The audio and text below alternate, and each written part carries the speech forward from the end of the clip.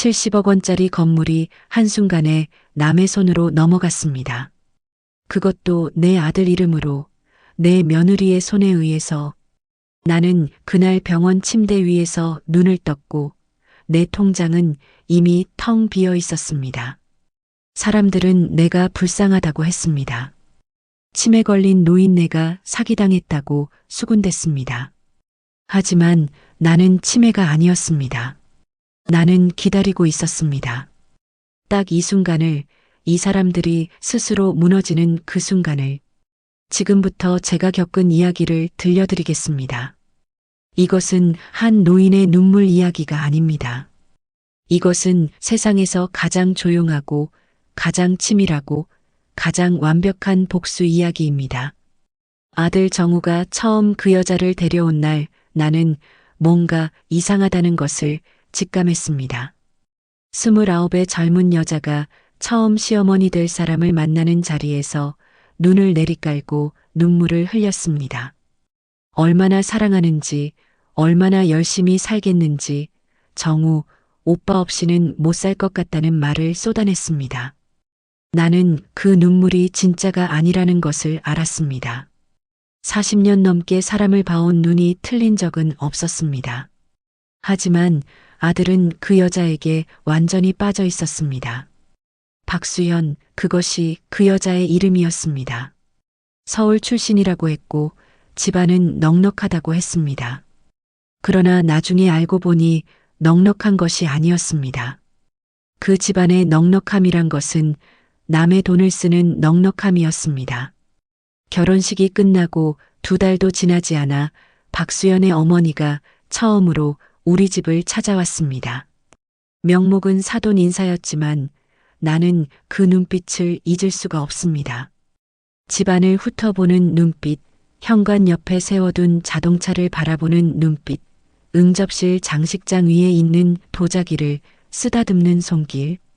그것은 인사를 나누러 온 사람의 눈빛이 아니었습니다. 그것은 계산하는 사람의 눈빛이었습니다.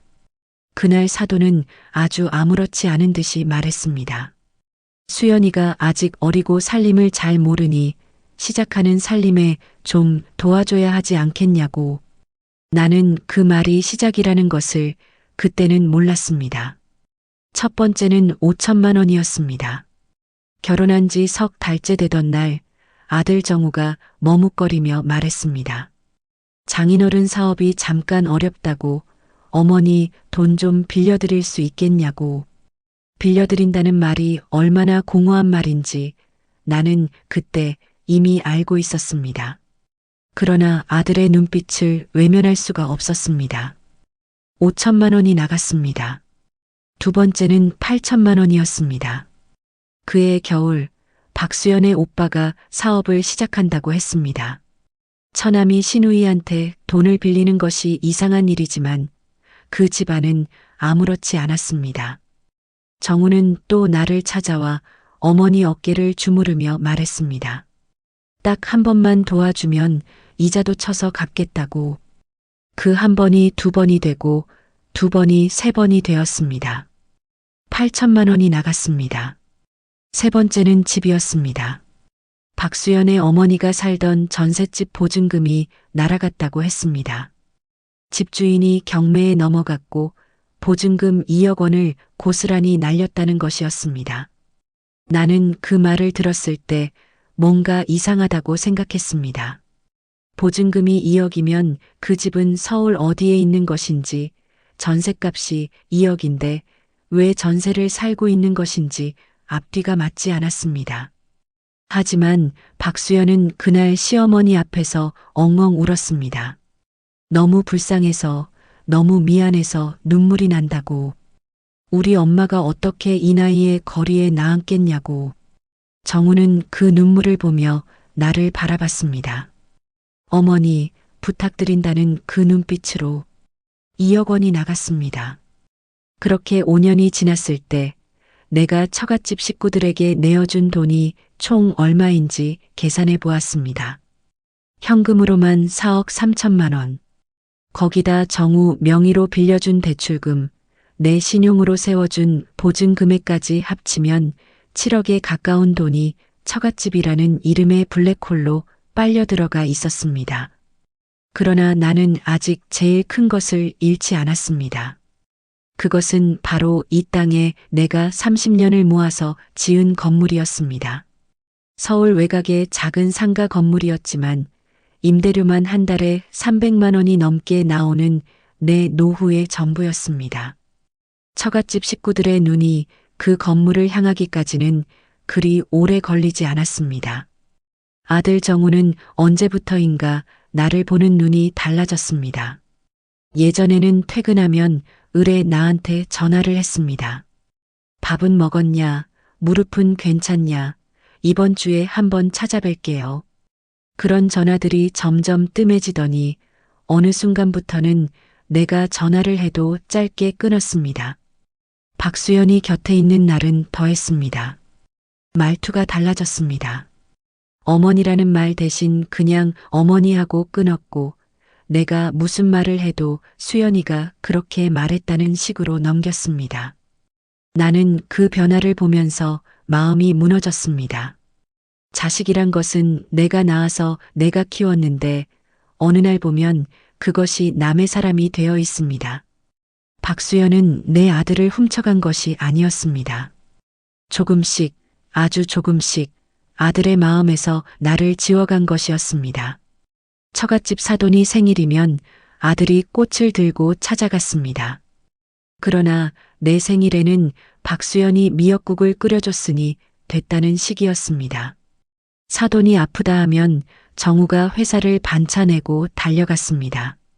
내가 무릎 수술을 받는 날은 박수연이 대신 병원에 왔고 정우는 얼굴도 비추지 않았습니다.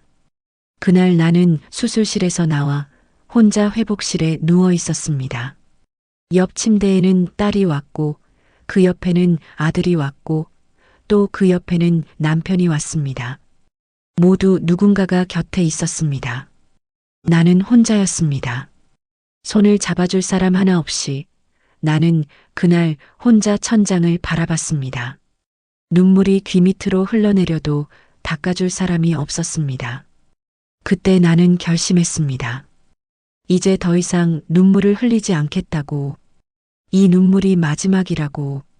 내가 무릎 수술을 받고 회복하던 어느 날이었습니다. 박수연이 찾아왔습니다. 평소와 달리 얼굴에 화장을 곱게 하고 손에는 내가 좋아하는 한과 선물 세트를 들고 왔습니다. 그 얼굴에 퍼져 있는 미소가 나는 너무나 무서웠습니다. 수연이는 부드럽게, 아주 부드럽게 말을 꺼냈습니다. 어머니도 이제 연세가 있으시고 건물 관리가 쉽지 않으실 텐데 자기 아버지가 건물 관리를 대신 해드리면 어떻겠냐고. 임대 계약이나 수리 같은 것을 처리해드리겠다고. 그냥 관리만 해드린다는 말이었습니다. 나는 그 말을 듣고 속으로 생각했습니다. 드디어 왔구나 하고 나는 아무것도 모르는 척 웃으며 대답했습니다. 고맙다고 생각해보겠다고. 그날 박수연이 돌아간 후 나는 오랫동안 창밖을 바라봤습니다. 이제 시작이라는 것을 알았습니다. 그들이 마지막 남은 것을 가져가려 한다는 것을. 그리고 나는 움직이기 시작했습니다. 아무에게도 말하지 않고 아주 조용히. 변호사 사무실을 처음 찾아간 것은 그로부터 사흘 후였습니다. 나는 내 재산 목록을 모두 가지고 갔습니다. 건물 등기부등본, 통장 내역, 그동안 처갓집에 빌려준 돈의 내역을 정리한 서류. 나는 변호사에게 모두 설명했습니다. 그리고 앞으로 내가 하려는 것을 말했습니다. 변호사는 나를 보며 잠시 말이 없었습니다. 그러다 이렇게 말했습니다. 어머님, 이것은 매우 치밀하게 해야 합니다. 한번 잘못되면 오히려 역효과가 날 수 있습니다. 나는 고개를 끄덕였습니다. 알고 있었습니다. 그래서 기다린 것이었습니다. 그래서 지금까지 참은 것이었습니다. 나는 치밀한 사람이었습니다. 처갓집 식구들이 나를 우습게 본 것은 내가 나이 든 여자이기 때문이었습니다. 돈도 없고 흑백도 없는 혼자 사는 시어머니라고 생각했기 때문이었습니다. 그러나 그것은 그들의 가장 큰 착각이었습니다. 나는 변호사와 함께 계획을 세웠습니다. 그 계획의 첫 번째 단계는 아주 단순했습니다. 치매 노인 행세를 하는 것이었습니다. 처음에는 아들 정우에게 전화를 해서 방금 한 말을 또 했습니다. 아들이 어머니 아까 그 말 했잖아요. 하고 말하면 나는 그랬냐. 내가 요새 깜빡깜빡한다. 하고 웃었습니다. 아들은 처음에는 걱정하는 척 하더니 나중에는 귀찮아했습니다. 박수연은 달랐습니다. 박수연은 그 소식을 듣자마자 눈이 빛났습니다. 그 눈빛을 나는 놓치지 않았습니다. 이후 박수연은 점점 더 자주 찾아왔습니다. 그러면서 아주 자연스럽게 집안을 살피고 통장을 힐끗거리고 건물 서류가 어디에 있는지 확인했습니다. 나는 모르는 척했습니다. 오히려 서류들을 눈에 잘 보이는 곳에 놓아두었습니다. 그러던 어느 날 박수연이 공증사무소에서 받아온 위임장 서류를 들고 왔습니다. 건물 관리를 위해 도장이 필요하다는 것이었습니다. 치매 증세가 있는 어머니를 위해 자기들이 대신 관리하겠다는 것이었습니다. 나는 그 서류를 잠시 바라봤습니다. 그리고 떨리는 손으로 서명했습니다. 박수연은 그 서류를 받아들며 환하게 웃었습니다. 어머니 걱정 마세요. 제가 다 알아서 할게요. 나는 그 웃음을 보며 속으로 생각했습니다. 이제 됐다. 덫에 들어왔다. 그 서류에는 아주 작은 글씨로 한 가지 조항이 들어가 있었습니다. 위임 기간은 6개월이며 위임인은 언제든지 위임을 취소할 수 있다. 박수연은 그 조항을 읽지 않았습니다. 아니, 읽었더라도 대수롭지 않게 여겼을 것입니다. 노인네가 치매인데 무슨 취소를 하겠냐고 생각했겠지요. 그러나 그 조항은 내가 직접 변호사와 함께 넣은 것이었습니다. 위임장을 받아간 후 박수연의 가족들이 움직이기 시작했습니다. 장인은 임대인 자격으로 기존 세입자들에게 연락을 취했습니다. 재계약 조건을 바꾸자며 임대료를 올리자며 세입자들은 갑작스러운 연락에 당혹스러워했지만 위임장을 제시하니 어쩔 수 없었습니다. 장인은 재계약 과정에서 자신의 통장으로 보증금 일부를 받아 챙겼습니다. 처남은 그 건물 1층에 자기 사업체 주소를 올렸습니다. 임대료는 한 푼도 내지 않으면서 박수연의 어머니는 2층 공실에 자기 지인의 업체를 넣었습니다. 임대 계약서에 찍힌 도장은 내 이름이었지만 임대료는 박수연 어머니 통장으로 들어갔습니다. 그들은 불과 석 달 만에 내 건물을 자기 것처럼 쓰기 시작했습니다. 나는 그 모든 것을 알고 있었습니다. 아니, 내가 직접 확인하도록 장치를 해두었습니다. 변호사를 통해 공증사무소에서 부본을 확보해 두었고 건물 관리 CCTV 접근 권한도 따로 유지하고 있었습니다. 임대계약서 사본은 세입자들이 직접 나에게 따로 보내도록 미리 조용히 부탁해 두었습니다. 그들이 움직이면 움직일수록 증거는 쌓여갔습니다. 그리고 아들 정우가 찾아왔습니다. 정우는 오랜만에 집에 왔는데 얼굴이 좋지 않았습니다. 무슨 말을 꺼내려다 망설이는 것이 보였습니다. 나는 모르는 척 차를 내어주며 기다렸습니다. 정우는 결국 말했습니다. 어머니, 건물을 처분하는 것이 어떻겠냐고. 나이도 드시고 관리도 힘드실 테니 매각해서 현금으로 들고 계시는 것이 낫지 않겠냐고. 그 돈으로 좋은 요양원에 가시면 된다고. 요양원. 그 단어가 귀에 꽂혔습니다. 결국 그것이었습니다. 나를 요양원에 집어넣고 건물을 팔아서 그 돈을 나누어 가지겠다는 것이었습니다. 아들 입에서 나온 말이었습니다. 내가 낳은 아들의 입에서. 나는 그날 아들 앞에서 눈물을 흘렸습니다. 그러나 그것은 슬픔의 눈물이 아니었습니다. 이제 모든 것이 확인되었다는, 이제 움직여도 된다는 신호였습니다. 다음 날 아침 나는 변호사 사무실로 갔습니다. 위임 취소 통보를 공식적으로 내용 증명으로 발송했습니다. 박수연, 장인, 처남, 박수연의 어머니 모두에게 각각 개별 발송했습니다. 동시에 건물 세입자들에게도 공문을 보냈습니다.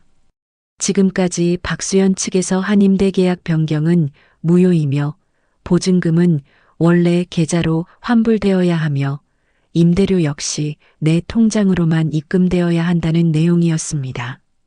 그리고 경찰서에 고소장을 제출했습니다. 위임장을 이용한 횡령, 임대료 편취, 사문서 위조. 변호사가 꼼꼼하게 정리한 고소장에는 석 달 동안 쌓인 증거가 모두 들어 있었습니다. CCTV 영상, 통장 입출금 내역, 세입자들의 진술, 변경된 계약서 사본. 하나하나가 완벽한 증거였습니다. 내용 증명을 받은 날 박수연이 나에게 전화를 걸었습니다. 목소리가 달라져 있었습니다. 지금까지의 부드러움은 사라지고 차갑고 날카로운 목소리였습니다.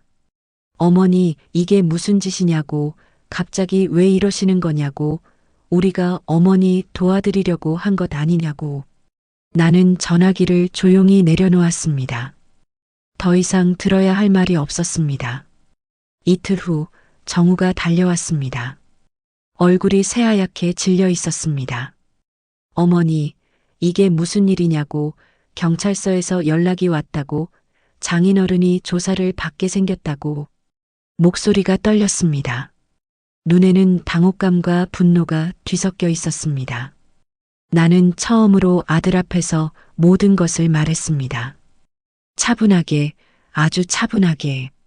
5년 동안 처갓집에 넘어간 돈의 총액, 건물 위임 이후 석 달 동안 빠져나간 임대료, 장인이 세입자들에게 요구한 보증금의 행방, 처남이 임대료 한 푼 내지 않고 내 건물을 쓴 것, 박수연의 어머니가 내 이름으로 계약한 2층 업체의 임대료가 어디로 갔는지. 정우는 아무 말도 못했습니다. 나는 마지막으로 말했습니다. 너는 내 어머니가 치매 걸린 줄 알았지? 나는 치매가 아니야. 나는 기다렸어. 너희들이 스스로 증거를 만들어줄 때까지. 수사는 빠르게 진행되었습니다. 장인은 임대료 편취 혐의로 구속 전 조사를 받았습니다. 처남은 건물 무단 점유와 사업자 등록 관련 혐의로 조사를 받았습니다. 박수연의 어머니는 2층 임대료 횡령 혐의를 받았습니다. 박수연은 위임장을 활용해 재산 처분을 주도한 것으로 민사 손해배상 청구를 받았습니다. 그러나 가장 큰 문제는 따로 있었습니다. 수사 과정에서 밝혀진 것은 처갓집 식구들이 나한테서만 돈을 빌린 것이 아니라는 사실이었습니다. 장인은 지인 여러 명에게서 수억 원의 돈을 빌렸고 그 돈을 전혀 갚지 않은 채 사기성 채무를 반복해온 전력이 드러났습니다. 처남의 사업은 실상 아무것도 없는 페이퍼 컴퍼니였고 투자를 받는다는 명목으로 다른 사람들에게도 돈을 받아왔다는 것이 밝혀졌습니다. 수연이가 정우에게 접근한 것도 처음부터 정우의 배경을 노린 것이 아니냐는 의심이 제기되었습니다. 정우는 그 말을 듣고 한동안 아무것도 할 수 없었다고 했습니다. 박수연은 결국 정우 앞에서 무릎을 꿇었습니다. 용서해달라고, 자기도 어쩔 수 없었다고, 가족이 시킨 것이라고 눈물을 흘렸습니다. 예전에 처음 우리 집 문턱을 넘던 날 흘리던 그 눈물과 똑같은 눈물이었습니다. 그러나 이번에는 정우가 그 눈물에 흔들리지 않았습니다. 정우는 박수연에게 이혼 서류를 내밀었습니다. 장인은 다른 피해자들의 고소까지 겹쳐 결국 구속되었습니다. 처남은 사업 실패와 사기 혐의로 재판을 받게 되었습니다. 박수연의 어머니는 그동안 축적해온 부동산 일부가 가압류되었습니다. 박수연은 이혼 소송 과정에서 위자료 청구를 받았고 내가 제기한 민사소송에서 임대료 상당액을 배상하라는 판결을 받았습니다. 그 돈으로 내가 돌려받은 것은 크지 않았습니다. 이미 써버린 돈은 돌아오지 않았습니다. 그러나 나는 그것을 알고 시작했습니다. 돈을 되찾으려 한 것이 아니었습니다. 내가 원했던 것은 단 하나였습니다. 이 사람들이 스스로 만든 것에 의해 무너지는 것을 보는 것. 그것을 보았습니다. 이혼 이후 정우는 한동안 나를 찾아오지 못했습니다. 나는 기다렸습니다. 아들이 올 준비가 될 때까지. 석 달이 지난 어느 저녁 정우가 문을 두드렸습니다. 손에는 아무것도 없었습니다. 꽃도 없고 선물도 없이 그냥 맨손으로 왔습니다. 현관에 서서 나를 바라보는 아들의 얼굴이 많이 초췌했습니다. 나는 그냥 문을 열어주었습니다. 들어와라. 밥은 먹었냐? 정우는 들어와서 밥을 먹으면서 오랫동안 말이 없었습니다. 나도 말하지 않았습니다. 우리는 그냥 함께 밥을 먹었습니다. 식사가 끝날 무렵 정우가 말했습니다. 어머니, 죄송합니다. 나는 대답하지 않았습니다. 대신 숭늉을 한 잔 내어주었습니다. 죄송하다는 말로 해결되는 것이 있고 해결되지 않는 것이 있습니다. 5년의 시간은 돌아오지 않습니다. 무릎 수술날 혼자 흘린 눈물도 지워지지 않습니다. 그러나 나는 아들을 미워하지 않았습니다. 어리석었던 것이지 나쁜 것은 아니었습니다. 나는 그것을 알고 있었습니다. 그날 밤 정우는 오랜만에 내 집에서 잠을 잤습니다. 새벽에 정우가 자는 방문 앞을 지나다가 나는 잠깐 멈췄습니다. 문틈으로 아들이 웅크리고 자는 소리가 들렸습니다. 어릴 때 그렇게 잤었는데, 힘들면 항상 저렇게 웅크리고 잠을 잤는데, 나는 조용히 문을 열고 이불을 덮어주었습니다. 어머니는 어머니니까. 이 이야기에는 아직 말하지 않은 것이 하나 있습니다.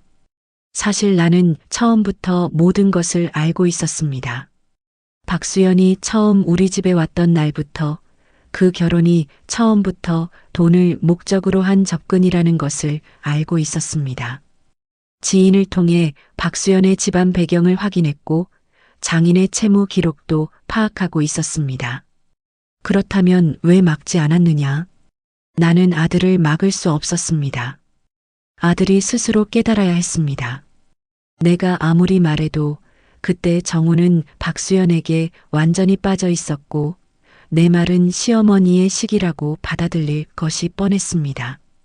그래서 나는 방법을 바꿨습니다. 처갓집이 원하는 것을 가져가게 두었습니다. 단 반드시 나중에 되돌아오도록 모든 과정을 기록하고 증거를 쌓으면서 5천만 원, 8천만 원, 2억 원. 그 돈들이 나간 것은 내가 몰라서가 아니었습니다. 나는 매번 변호사와 상의했고 돈을 내어줄 때마다 차용증을 쓰게 했습니다. 정우 이름으로 법적 효력이 있는 차용증을. 정우는 처갓집 부모님이 사인하는 걸 보면서 그냥 형식이라고 생각했겠지만 그것은 나중에 법정에서 쓸 문서였습니다.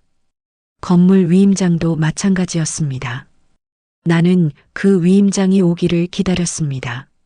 그리고 내 변호사와 함께 가장 촘촘한 조항을 집어넣었습니다. 위임을 취소하는 순간 지금까지 한 모든 행위가 위임 범위를 넘어선 불법 행위로 처리될 수 있도록 내가 치매 연기를 한 것은 그들이 더 많이, 더 대담하게 움직이도록 하기 위함이었습니다. 조심하면 증거가 적게 쌓입니다. 방심하면 증거가 넘칩니다. 그들은 방심했습니다. 그리고 하나 더. 내가 변호사를 처음 찾아갔을 때 나는 이렇게 말했습니다. 나는 이 사람들을 감옥에 보내려는 것이 아닙니다. 나는 내 아들이 스스로 눈을 뜨게 하려는 겁니다. 그러기 위해서는 이 사람들이 스스로 선을 넘어야 합니다. 내가 그 선을 넘도록 길을 열어줄 겁니다. 변호사는 그때 나를 바라보며 말했습니다. 어머님, 정말 무서운 분이십니다. 나는 웃었습니다. 무서운 것이 아닙니다. 어머니입니다. 그해 봄, 나는 건물 1층을 새 단장했습니다. 오랫동안 처남이 무단으로 쓰던 공간이었는데 비우고 나니 생각보다 넓었습니다. 나는 그곳에 작은 꽃집을 열었습니다. 직접 운영하는 것이 아니라 청년 창업자에게 저렴한 임대료로 내어주었습니다. 매일 아침 그 앞을 지날 때마다 꽃 냄새가 났습니다. 정우는 매주 한 번씩 찾아오게 되었습니다. 처음에는 서먹했지만 점점 예전처럼 이야기를 나누게 되었습니다. 아들은 새 직장에서 열심히 일하고 있었고 얼굴에 조금씩 생기가 돌아왔습니다.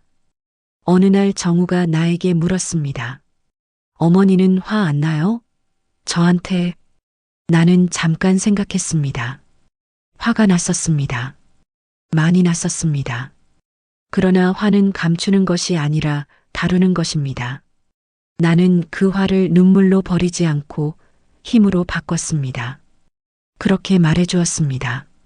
정우는 그 말을 듣고 한참 고개를 떨궜습니다. 그러더니 나직이 말했습니다. 어머니가 제 어머니라서 다행이에요. 나는 아무 말도 하지 않았습니다. 창밖으로 봄볕이 들어오고 있었습니다. 따뜻했습니다.